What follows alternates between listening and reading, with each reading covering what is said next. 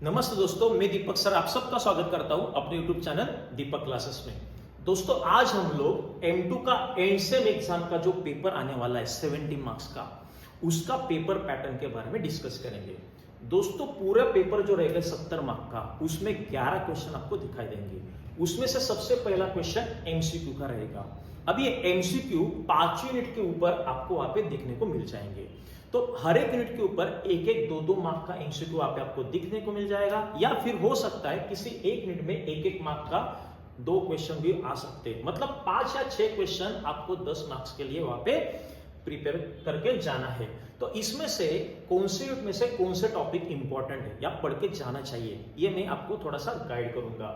Unit 1 में दोस्तों आपने रिडक्शन फॉर्मूले में 3 इंटरवल पढ़े हैं, 0 to π/2, 0 to π और 0 to 2π। तीनों इंटरवल के जो छोटे सम्स है वो आपको प्रिपेयर करके जाना है। जैसे कि इसके अंदर साइन का टर्म होता है या कॉस का टर्म होता है, उसका इवन पावर या ऑड पावर होता है, या फिर दोनों टर्म मल्टीप्लाई में होता है, तो उसके छोटे सम्स आपको प्रिपेयर करके जाना है। यूनिट 1 में एक चैप्टर है एरर फंक्शन। मुझे लगता है इसके ऊपर आपको MCQ वहां पे दिखाई देगा। तो एरर फंक्शन का डेफिनेशन क्या होता है, प्रॉपर्टीज क्या होता है, आपको अच्छे से पढ़ना है। तो यूनिट 1 में ज्यादा करके एरर फंक्शन का डेफिनेशन, प्रॉपर्टीज का सम या फिर रिडक्शन का 3 इंटरवल का सम आने का ज्यादा चांस है। बचे फिर 3 चैप्टर गामा, बीटा और DQS। ये तीनों चैप्टर का आपने बेसिक कंसेप्ट पढ़ के गया तो भी आपका काम वहां पे होने वाला है। मतलब यूनिट 1 में आपको कौन कौन से टॉपिक के क्वेश्चन वहां पे आ सकते हैं वो मैंने आपको बताया। यूनिट 2 में आपके 2 चैप्टर्स है, एक है कर्व ट्रेसिंग, एक है स्फीयर कॉन्सेंटर। तो दोस्तों स्फीयर का क्वेश्चन वहां पे आने का चांस ज्यादा है। स्फीयर में इक्वेशन आपको दिया जाएगा और उसके ऊपर से सेंटर और रेडियस आपको वहां पे पूछा जाएगा। मतलब उस इक्वेशन को आपको जनरल के साथ कंपेयर करना है। उसके ऊपर क्या, आप स्फीयर का सेंटर का फॉर्मूला होता है -v - w, रेडियस का फॉर्मूला होता है √u² + v² + w² - d। वो आपको प्रिपेयर करके वहां पे जाना है। तो दोस्तों स्फीयर कौन सेंटर में से स्फीयर का सेंटर और रेडियस कैसे निकालते हैं वो अच्छे से करके जाना है आपको।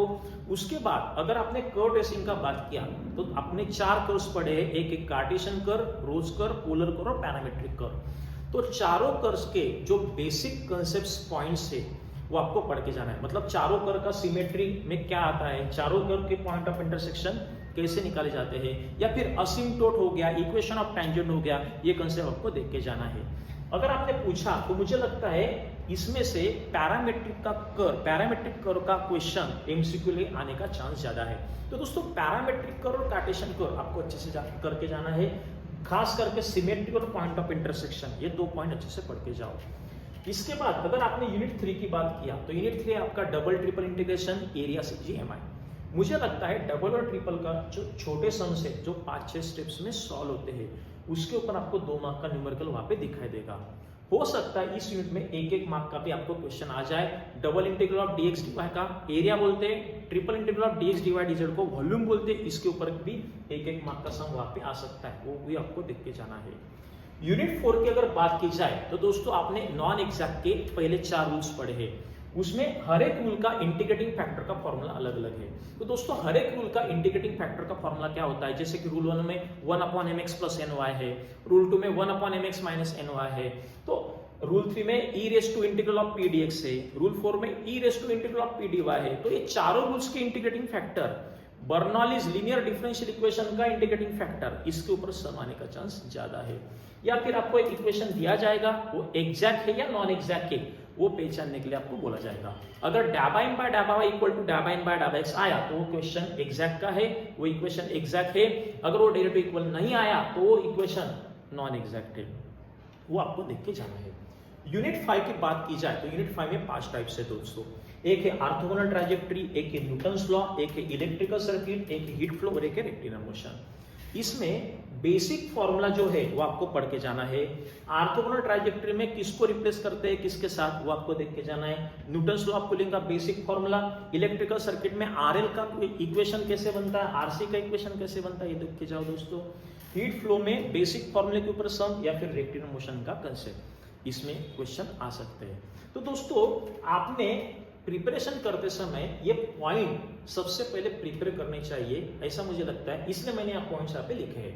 तो दोस्तों unit number sorry question number 1 में 5 यूनिट के आपको एक तो 5 क्वेश्चन या फिर 6 क्वेश्चन 10 मार्क्स के लिए यहाँ पे देखने को मिल जाएंगे। इसमें कोई डाउट है क्या? देखो दोस्तों अभी क्वेश्चन 2 और क्वेश्चन 3 की तरफ जाएंगे। दोस्तों क्वेश्चन 2 और क्वेश्चन 3 जो आपके M2 के एग्जाम में आने वाला है वो यूनिट 1 के ऊपर आने वाला है। दोस्तों यूनिट 1 में 5 चैप्टर है, एक रिडक्शन फॉर्मूला, एक है गामा फंक्शन बीटा फंक्शन, उसके बाद है डिफरेंशियल एंड इंटीग्रल साइन और एरर फंक्शन। तो सबसे पहले ये जो लास्ट वाला चैप्टर है इसका क्वेश्चन आने का चांस बहुत कम है, लॉन्ग क्वेश्चन आने का चांस बहुत कम है। ये क्वेश्चन आपको एमसीक्यू में दिखाई देगा। अगर इसका लॉन्ग क्वेश्चन आता है तो आपको यहाँ पे क्वेश्चन 3 के सी में देखने को मिल जाएगा, लेकिन चांस बहुत कम है। मतलब ये जो पहले 4 चैप्टर है वो आपको अच्छे से प्रिपेयर करने जाने हैं। दोस्तों इसमें से जो मैंने यहाँ पे लिखा है कंपल्सरी, मतलब इसके 2-2 क्वेश्चन पेपर में आपको देखने को मिल जाएंगे। रिडक्शन फॉर्मूला का क्वेश्चन जो रहने वाला है वो क्वेश्चन 2 का ए और क्वेश्चन 3 का है, मतलब एक क्वेश्चन कंपल्सरी रहने वाला है। और डिफरेंशियल इंटीग्रल साइन का क्वेश्चन जो रहने वाला है वो क्वेश्चन 2 का सी और क्वेश्चन 3 का सी आपको वहां पे देखने को मिलने वाला है। तो दोस्तों रिडक्शन फॉर्मूला का क्वेश्चन भी कंपल्सरी है, डीयूएस का क्वेश्चन भी कंपल्सरी है। तो आपने सबसे पहले रिडक्शन फॉर्मूला और डीयूएस ये अच्छे से प्रिपेयर करना चाहिए, ऐसे मुझे लगता है। तो दोस्तों पढ़ते समय रिडक्शन फॉर्मूले में 2 टाइप्स है, टाइप 1 और टाइप 2। टाइप 1 में शॉर्ट सम्स है, टाइप 2 में रिलेशंस के ऊपर सम्स है। रिलेशन मतलब क्या? Relation containing ion minus 1, ion minus 2 या फिर यूएन माइनस 1, यूएन माइनस 2 या फिर आयन प्लस 1, यूएन प्लस 1। तो शो दैट के क्वेश्चन इसके अंदर का रिलेशन में शो दैट के क्वेश्चन जो पूछते हैं, मैंने आपको 7 से 8 क्वेश्चन दे के रखे हैं। I am very damn sure वो 7-8 क्वेश्चन जो है टाइप 2 के उसमें से ही 2 क्वेश्चन यहाँ पे आपको देखने को मिल जाएंगे।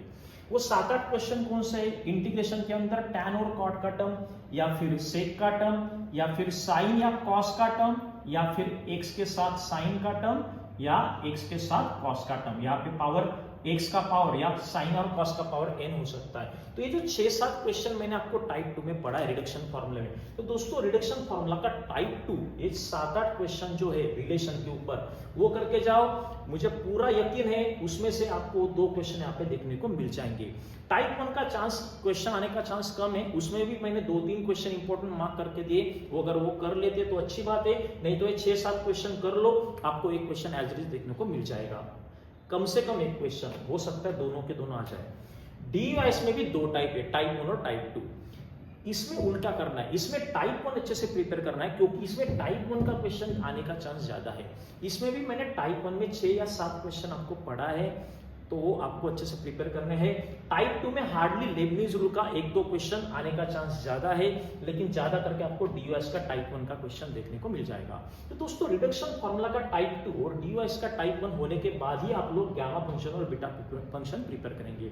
अगर यहाँ पे गामा आता तो यहाँ पे बीटा आएगा, या फिर यहाँ पे बीटा आता तो यहाँ पे गामा आएगा। दोस्तों दोनों चैप्टर में 3-3 टाइप है, तो तीनों टाइप में से बीटा फंक्शन का टाइप 1 का चांस ज्यादा है आने का, गामा फंक्शन का टाइप 3 और टाइप 1 का चांस ज्यादा आने का। लेकिन फिर भी अगर आपने रिडक्शन फॉर्मूला और डीयूएस अच्छे से प्रिपेयर कर लिया तो वहां पे आपको चॉइस मिलेगा गामा और बीटा में। तो मुझे लगता है रिडक्शन फॉर्मूला का टाइप 2 और डीयूएस का टाइप 1 अच्छे से प्रिपेयर कर लो, उसके बाद आप लोग गामा बीटा की तरफ मूव हो। ठीक है, तो यूनिट 1 के क्वेश्चन किस प्रकार आ सकते हैं वो मैंने आपको बताया, इसमें कोई डाउट है क्या? देखो दोस्तों अभी यूनिट 2 की तरफ जाते हैं। यूनिट 2 में आपको 2 पार्ट्स में अपनी यूनिट 2 पढ़ा है, एक है कोऑर्डिनेट ज्योमेट्री, एक है क्वाड्रेटिक। कोऑर्डिनेट ज्योमेट्री में 3 पॉइंट्स आपने पढ़े हैं, स्फीयर, कोन और सिलेंडर। और कर्व ट्रेसिंग में आपने 4 कर्व्स पढ़े होंगे, कार्टेशियन कर्व, रोज कर्व, पोलर कर्व और पैरामीट्रिक कर्व। दोस्तों पैरामीट्रिक कर्व का लॉन्ग क्वेश्चन आने का चांस बहुत कम है, एमसीक्यू का आने का चांस बहुत ज्यादा है। तो मुझे लगता है पैरामीट्रिक कर्व का क्वेश्चन नहीं आएगा, बाकी सारे टॉपिक के एक-एक क्वेश्चन वहां पे देखने को आपको मिल जाएंगे। अगर बात की जाए स्फीयर की, तो स्फीयर का क्वेश्चन 4 का सी रहेगा, कोन और सिलेंडर का क्वेश्चन 5 का बी और 5 का सी रहेगा। कार्टेशियन कर्व के हो सकते हैं 2 क्वेश्चन आपको वहां पे देखने को मिल जाए, या फिर यहाँ पे कार्टेशियन आया तो यहाँ पे पोलर आपको देखने को मिल जाएगा, और यहाँ पे रोज कर्व आ सकता है, या फिर यहाँ पे पोलर आ जाएगा, यहाँ पे रोज आ सकता है। और उसके बाद पैरामीट्रिक कर्व के बारे में मैंने आपको बता दिया है कि पैरामीट्रिक कर्व का लॉन्ग क्वेश्चन आने का चांस कम है, रोज और पोलर और कार्टेशियन कर्व के क्वेश्चन आपको वहां पे देखने को मिल जाएंगे।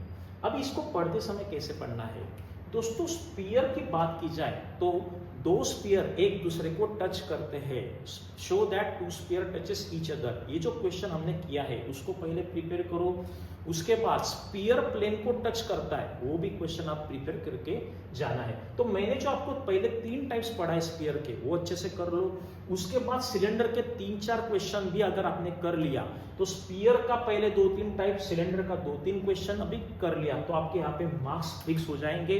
कोन में 2 टाइप है, semi vertical angle is given, semi vertical angle is not given. तो दोस्तों दोनों टाइप का एक एक 2-2 क्वेश्चन भी कर लिया आपने तो आपको कॉन्फिडेंस वहां पे मिलने वाला है। तो मुझे लगता है स्पीयर के 2-3 टाइप्स, सिलेंडर के 2-3 क्वेश्चन, कोन के दोनों टाइप के 2-2 क्वेश्चन इतना भी कर लिया तो आपके यहाँ पे मार्क्स श्योर हो जाएंगे। दोस्तों अगर आपने इसकी बात की तो मैं आपको बताऊंगा रो स्कोर पहले प्रिपेयर करो। इसमें r equal to a cos n theta, what is rose score?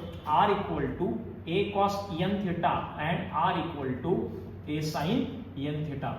जो भी क्वेश्चन इस फॉर्मेट में रहता है उसको रो स्कोर का क्वेश्चन बोलते हैं। तो इसमें n की जगह पे 2 या n की जगह पे 3 डाल के आपको क्वेश्चन आ सकता है। तो दोस्तों यहाँ पे जो क्वेश्चन आपको देखने को मिल जाएगा क्वेश्चन 4 का भी या फिर क्वेश्चन 5 का ही, ये इसमें से एक आने का चांस ज्यादा है। पोलर कर्व मतलब क्या? कार्डियोड का इक्वेशन, जैसे कि मैंने आपको पढ़ाया था हार्ट शेप का problem, r equal to a into 1 plus और माइनस कॉस थीटा, एक तो प्लस आएगा फिर माइनस आएगा, या फिर r equal to a into 1 plus और माइनस साइन थीटा। प्लस का क्वेश्चन पढ़ा है, माइनस का क्वेश्चन पढ़ा है, और एक मैंने क्वेश्चन पढ़ा है r square equal to a square cos two theta. तो हो सकता है ये जो 5 क्वेश्चन है इसमें से ही एक क्वेश्चन आपको वहां पे देखने को मिल जाए। तो रोज करके 4 क्वेश्चन, पोलर करके 5 क्वेश्चन प्रिपेयर करके जाओ। उसके बाद कार्टेशियन करके सिलेक्टेड 7-8 क्वेश्चन जो हमने डिस्कस किए वो भी आपने कर लिए तो आपका वहां पे अच्छे से मार्क्स आने वाला है। तो दोस्तों यूनिट 2 में प्रिपेयर करते समय आप लोग रोज करके 4 क्वेश्चन, पोलर करके 5 क्वेश्चन, कार्टेशियन करके 7-8 क्वेश्चन कर लो, स्पीयर के 2-3 टाइप, सिलेंडर के 2 क्वेश्चन और कोन का दोनों टाइप का 2-2 क्वेश्चन आपको वहां पे करना है। तो दोस्तों यूनिट 2 में कौन से चैप्टर आते हैं, उसके कौन से क्वेश्चन कहाँ पे आ सकते हैं ये मैंने आपको बताया, इसमें कोई डाउट है क्या? देखो दोस्तों अभी यूनिट 3 की तरफ जाते हैं। यूनिट 3 में कौन से टॉपिक्स है और उसके कौन से क्वेश्चन पेपर में आपको दिख सकते हैं।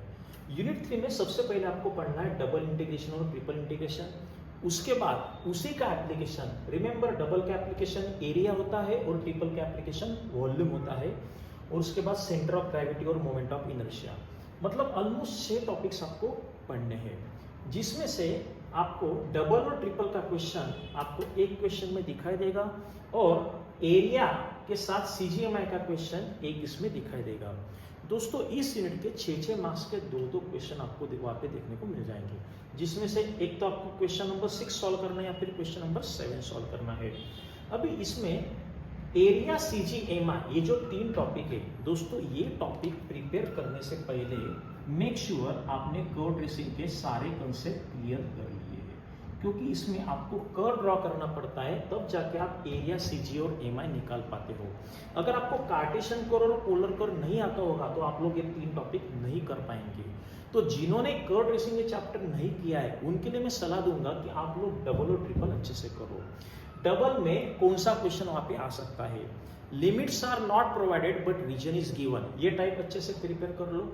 और दूसरा change the order of integration, तो लिमिट दिया नहीं लेकिन रीजन दिया है, या फिर change the order of integration, या फिर एक्स वाई को आर थीटा में कन्वर्ट करते हैं, वो टाइप का क्वेश्चन आपको वहां पे देखने को मिल जाएगा। दोस्तों ट्रिपल इंटीग्रेशन का क्वेश्चन वहां पे कौन सा आएगा, मुझे लगता है इसका एप्लीकेशन का क्वेश्चन यहाँ पे आएगा। वॉल्यूम का क्वेश्चन वहां पे, वॉल्यूम ऑफ टेट्राहेड्रॉन का क्वेश्चन आपको देखने को मिल जाएगा, जिसको डिरिचलेट थ्योरम से सॉल्व किया जाता है, या फिर इलिप्सॉइड, स्फीयर, हेमिस्फीयर और पॉजिटिव ऑक्टेंट। क्या क्या बताया मैंने आपको, Dirichlet theorem, ellipsoid, sphere, hemisphere और पॉजिटिव ऑक्टेंट, ये 4-5 क्वेश्चन भी आपने प्रिपेयर कर लिए ट्रिपल के, तो मुझे लगता है आपका क्वेश्चन नंबर 6 अटेम्प्ट हो जाएगा। अगर आपने कर्व ट्रेसिंग अच्छे से किया होगा तो ही आप लोग एरिया सीजीएमआई ये टॉपिक प्रिपेयर करेंगे। इसमें भी आप सिलेक्टेड क्वेश्चन कर सकते हो, प्रीवियस ईयर पेपर्स के जो हमने क्लास में लिए है वो क्वेश्चन करो, लेकिन उससे अच्छा आपके अगर डबल इंटीग्रेशन के कंसेप्ट क्लियर है और ये ट्रिपल का जो मैंने आपको बताया, Dirichlet, sphere, hemisphere, positive octant, इसके सिलेक्ट सिलेक्टेड सम्स भी कर लिए तो आपका यहाँ पे क्वेश्चन 6 में मार्क्स शुरू हो जाएंगे। एक रिक्वेस्ट है दोस्तों, ये यूनिट बहुत लोग ऑप्शन में डाल देते हैं, ऑप्शन में मत डालना। एटलीस्ट ट्रिपल इंटीग्रेशन का जो मैंने आपको 6-7 क्वेश्चन दिए वो अच्छे से प्रिपेयर कर लेना। तो इसमें कोई डाउट है क्या? देखो यूनिट 3 के बारे में दोस्तों, अभी यूनिट 4 की तरफ जाते हैं। यूनिट 4 में कौन से टाइप्स है? 4 टाइप्स आपको पढ़ने हैं। एक है एग्जैक्ट डिफरेंशियल इक्वेशन, उसके बाद है reducible to exact differential equation, दूसरे पार्ट में आपको पढ़ना है लीनियर डिफरेंशियल इक्वेशन और उसका reducible to linear differential equation. दोस्तों एग्जैक्ट डिफरेंशियल इक्वेशन का क्वेश्चन 8 का 1 रहेगा, रेड्यूसिबल टू एग्जैक्ट का क्वेश्चन 8 का 2 और 9 का 1 रहेगा। लीनियर डिफरेंशियल इक्वेशन का क्वेश्चन मुझे लगता है नहीं आएगा, रेड्यूसिबल टू लीनियर के ही 3 क्वेश्चन आएंगे, क्वेश्चन 8 का 3 और क्वेश्चन 9 का 2 और 9 का 3। तो दोस्तों अगर अच्छे से देखा जाए तो रेड्यूसिबल टू लीनियर का क्वेश्चन आपको 3 जगह पे मिल रहा है, क्वेश्चन 8 का 3, क्वेश्चन 9 का 2 और 9 का 3। इसमें लीनियर का चांस कम है, रेड्यूसिबल टू लीनियर का ही ज़्यादा है। तो अगर थोड़ा सा स्मार्ट तरीके से अगर सोचा आपने तो रेड्यूसिबल टू लीनियर के एक 14-15 क्वेश्चन से, जिसमें से सिलेक्टेड 8-9 क्वेश्चन भी आपने कर लिए, तो उसमें से आपको यहाँ पे 2-3 क्वेश्चन देखने को मिल जाएंगे। लेकिन टर्म्स एंड कंडीशन अप्लाई। ये टॉपिक कौन कर सकता है? जिसका इंटीग्रेशन का कंसेप्ट क्लियर हो। तो इंटीग्रेशन का कंसेप्ट अगर क्लियर है और रेड्यूसिबल टू लीनियर का कंसेप्ट अगर आपने पढ़ा है तो आप लोग सबसे पहले रेड्यूसिबल टू लीनियर एक टॉपिक प्रिपेयर करेंगे, क्योंकि इसके 3 क्वेश्चन आने का चांस ज़्यादा है। दोस्तों जिसको कुछ भी नहीं आता उसके लिए मैं आपको सलाह दूंगा कि एटलीस्ट एग्जैक्ट डिफरेंशियल इक्वेशन होता क्या है। डैबा इन बाय डैबा वाई इक्वल टू डैबा इन बाय डैबा एक्स को एग्जैक्ट बोलते हैं। मतलब अगर गिवन क्वेश्चन इस फॉर्मेट में है, bracket dx plus bracket dy equal to 0, जिसमें से dx के कोएफिशिएंट को m बोला जाता है, dy के कोएफिशिएंट को n बोला जाता है। रिमेंबर इस m का derivative with respect to y equal to n का derivative with respect to x अगर आता है तो वो क्वेश्चन एग्जैक्ट का होता है। मतलब डैबा m बाय डैबा y इक्वल टू डैबा n बाय डैबा x होगा तो एग्जैक्ट होगा, और वो डेरिवेटिव अगर इक्वल नहीं रहेगा तो वो नॉन एग्जैक्ट का क्वेश्चन, मतलब रेड्यूसिबल टू एग्जैक्ट का क्वेश्चन रहने वाला है। तो कम से कम जिसने ये यूनिट प्रिपेयर नहीं किया है, कम से कम एग्जैक्ट डिफरेंशियल इक्वेशन में एग्जैक्ट कब बनता है, नॉन एग्जैक्ट कब बनता है, वो एक बार देख लो। उसके बाद नॉन एग्जैक्ट के 4 रूल्स है। रूल 1 क्या होता है? डिग्री सेम होता है। रूल 2 क्या होता है? y bracket dx x bracket dy। Rule 3 मतलब m में से y कॉमन, n में से x कॉमन, ये रूल 3 रूल 4 है। तो ये चारों रूल के एटलीस्ट इंटीग्रेटिंग फैक्टर कैसे निकालते हैं, लीनियर डिफरेंशियल इक्वेशन का इंटीग्रेटिंग फैक्टर का फॉर्मूला क्या है, वो एटलीस्ट पढ़ के रखो। बहुत सारे बच्चे इसको लाइटली लेते हैं, लाइटली मत लो। एग्जैक्ट कब होता है, नॉन एग्जैक्ट कब होता है वो देखो, रूल्स कौन से, उसको कैसे आइडेंटिफाई किया जाता है और उसकी इंटीग्रेटिंग फैक्टर एटलीस्ट इतना प्रिपेयर करके रखो। और जिन्होंने ऑलरेडी यूनिट 4 किया है उनके लिए मैं सलाह दूंगा, आप सबसे पहले reducible to linear topic prepare करो, क्योंकि इसके 3 क्वेश्चन मतलब 50% क्वेश्चन अगर एक टॉपिक के आने वाले होंगे तो आपने वो टॉपिक सबसे पहले प्रिपेयर करना चाहिए, ऐसे मुझे लगता है। क्योंकि बहुत से बच्चे क्या करते हैं, शुरू के टॉपिक पढ़ लेते हैं और जो क्वेश्चन ज़्यादा देखने को मिलने वाले उसको ही ऑप्शन में डाल देते हैं। वैसा मत करना, इसको अच्छे से प्रिपेयर करना, ठीक है। जिसने कुछ भी नहीं किया उसको एग्जैक्ट नॉन एग्जैक्ट का कंडीशन पता रहना चाहिए और इंटीग्रेटिंग फैक्टर का फॉर्मूला पता रहना चाहिए। एटलीस्ट उतना करके आओ, क्योंकि वहाँ पे स्टेप वाइज मार्किंग आपको मिलने वाला है। तो यूनिट 4 में कोई डाउट है क्या? देखो आपको यूनिट 4 का पेपर पैटर्न समझ में आ रहा है क्या? देखो दोस्तों अभी यूनिट 5 के बारे में देखते हैं। यूनिट 5 में टोटल 5 टॉपिक आपको पढ़ने हैं। Orthogonal trajectory, Newton's law of cooling, electrical circuit, rectilinear motion और हीट फ्लो। दोस्तों ऑर्थोगोनल ट्राइजेक्टरी और न्यूटन्स लॉ ऑफ कूलिंग के क्वेश्चन आपको ऑप्शन में मिलेंगे। मतलब अगर क्वेश्चन 10 का ऑर्थोगोनल ट्राइजेक्टरी होगा तो क्वेश्चन 11 का न्यूटन्स लॉ ऑफ कूलिंग होगा, या फिर अगर क्वेश्चन ऑर्थोगोनल ट्राइजेक्टरी का क्वेश्चन अगर 11 में आता है तो न्यूटन्स लॉ का क्वेश्चन 10 में दिखाई देगा। तो दोस्तों ऑर्थोगोनल ट्राइजेक्टरी और न्यूटन्स लॉ ऑफ कूलिंग एक दूसरे के ऑप्शन में आएंगे। सिमिलरली रेक्टिलिनियर मोशन और हीट फ्लो एक दूसरे के ऑप्शन में आएंगे। और इलेक्ट्रिकल सर्किट का क्वेश्चन आपको कंपलसरी आपको देखने को मिल जाएगा, क्वेश्चन 10 का भी और क्वेश्चन 11 का भी। मतलब इन शॉर्ट आपको ये चीज तो समझ में आ गई कि इलेक्ट्रिकल सर्किट ये जो टॉपिक है इसके 2 क्वेश्चन वहां पे आपको पेपर में देखने को मिलने वाले हैं, क्वेश्चन 10 का भी और क्वेश्चन 11 का भी। दोस्तों अभी इलेक्ट्रिकल सर्किट में दो सर्किट होते हैं, रेजिस्टर इंडक्टर और रेजिस्टर कैपेसिटर, जिसमें से दोनों जगह पे आरएल का क्वेश्चन हो सकता है या फिर एक जगह पे आरएल एक जगह पे आरसी, ऐसा भी आ सकता है। तो इलेक्ट्रिकल सर्किट आपको अच्छे से प्रिपेयर करके जाना है क्योंकि वो टॉपिक कंपलसरी है। ऑर्थोगोनल ट्रांजिस्टर और न्यूटन्स लॉ ऑफ कूलिंग एक दूसरे के ऑप्शन में है, रेक्टिकुलर मोशन और हीट फ्लो एक दूसरे के ऑप्शन में है। सर इसका प्रिपरेशन कैसे किया जाए? मुझे लगता है कि इसमें से orthogonal trajectory, Newton's law of cooling और हीट फ्लो, ये तीनों टॉपिक बहुत इजी है। दोस्तों ऑर्थोगोनल ट्रांजिस्ट्री में दो पार्ट्स है, कार्टेशियन और पोलर। डेरिवेटिव निकाल के सिर्फ रिप्लेसमेंट करना है और आपको इक्वेशन मिलता है। तो मुझे लगता है ऑर्थोगोनल ट्रांजिस्ट्री आपका इजीली प्रिपेयर हो जाएगा। न्यूटन्स लॉ ऑफ कूलिंग और हीट फ्लो का प्रोसीजर लगभग सेम है। इसमें भी 2 बार इंटीग्रेशन लेना पड़ता है, इसमें भी टेम्परेचर निकालने के लिए 2 बार इंटीग्रेशन लेना पड़ता है। तो मुझे लगता है न्यूटन्स लॉ ऑफ कूलिंग और हीट फ्लो, ये दोनों टॉपिक आप अच्छे से प्रिपेयर कर लो, आपको क्वेश्चन 11 में आपको देखने को मिल जाएंगे। इलेक्ट्रिकल सर्किट में आरएल अच्छे से प्रिपेयर करो क्योंकि बहुत सारे पेपर में आरएल का ही क्वेश्चन 2 जगह पे आया हुआ है। तो इलेक्ट्रिकल सर्किट में आरएल का क्वेश्चन प्रिपेयर करके रखो। इसमें भी मैंने एक क्वेश्चन आपको पढ़ाया है या फिर आपने पढ़ा होगा कॉलेज में, 90% ऑफ मैक्सिमम वैल्यू का टाइम, 80% ऑफ मैक्सिमम वैल्यू का टाइम। मतलब मैक्सिमम करंट का 80% जब रहने वाला है करंट, तब का टाइम क्या रहेगा, हाफ ऑफ मैक्सिमम का टाइम क्या रहने वाला है। तो वो जो क्वेश्चन है मैक्सिमम करंट के परसेंटेज का टाइम निकालने का जो क्वेश्चन है वो आने का यहाँ पे चांस ज्यादा है। तो दोस्तों प्रिपेयर करते समय ऑर्थोगोनल ट्रांजिस्टर के बाद Newton's law, heat flow prepare कर लो, उसके बाद आरएल सर्किट अच्छे से प्रिपेयर करो। रेक्टिकुलर मोशन थोड़ा सा डिफिकल्ट है, अगर आपको डीएल नंबर प्रिंसिपल पता होगा, मोशन अंडर ग्रेविटी का कंसेप्ट पता होगा तो ही आप लोग ये टॉपिक प्रिपेयर कर पाएंगे। तो इसको सबसे लास्ट में लो, ये 3 टॉपिक पहले प्रिपेयर करो, आरएल आरसी बाद में करो और सबसे लास्ट में रेक्टिकुलर मोशन करके जाओ। तो यूनिट 5 में कौन से टॉपिक है, उसके कौन से क्वेश्चन कैसे वहाँ पे आ सकते हैं वो समझ में आ रहा है क्या? देखो